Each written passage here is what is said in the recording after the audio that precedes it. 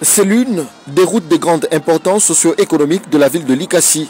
L'avenue Kamagnola, tronçon resté longtemps délabré et qui se connecte à la route Kolwezi, va être réhabilitée. Le gouverneur de province a lancé ce mercredi 29 mai 2024 les travaux du chantier en présence des riverains soulagés après plusieurs années de galère. Après les explications de son ministre des Infrastructures, Eric Sakuyema Lukwesa, Jacques Kaboula Katoué va à bord d'une niveleuse procéder au lancement symbolique de la remise à neuf.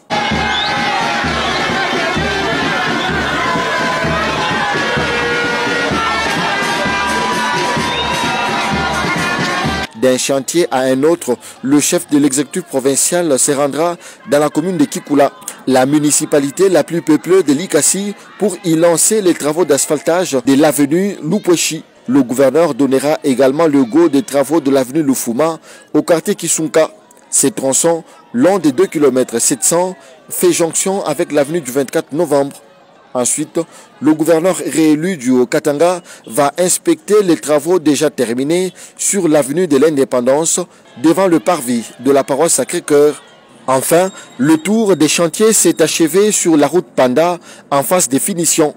Jacques Kaboula Katoué s'est dit déterminé à réussir le développement intégral du Haut-Katanga. C'est la concrétisation de la vision du chef de l'État, Félix Antoine Tshisekedi, qui voudrait que les recettes ou les taxes et les impôts que nous collectons auprès de notre population soient utilisés pour l'intérêt général. Et l'intérêt général s'est traduit par les infrastructures, entre autres les routes, comme nous sommes en train de le faire ici à Likassi. Le gouverneur appelle par ailleurs la population de Likassi à la culture de la salubrité et de l'assainissement pour que ces ouvrages soient conservés le plus longtemps possible. La population doit être en mesure de nettoyer les routes à côté de leurs parcelles, bien sûr, pour que les routes brillent, qu'elles soient propres.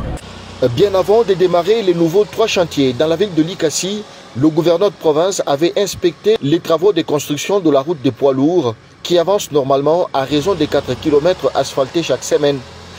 Cette descente sur terrain s'est faite avec les élus du peuple, Thomas Lupata, Ege Tchala, Lorraine Lusamba, David Daouté, Johnny Have, Lucien Lumano, Serge Owanja et Moïse Yamba, qui est également membre de la commission infrastructure de l'Assemblée provinciale du Haut-Katanga.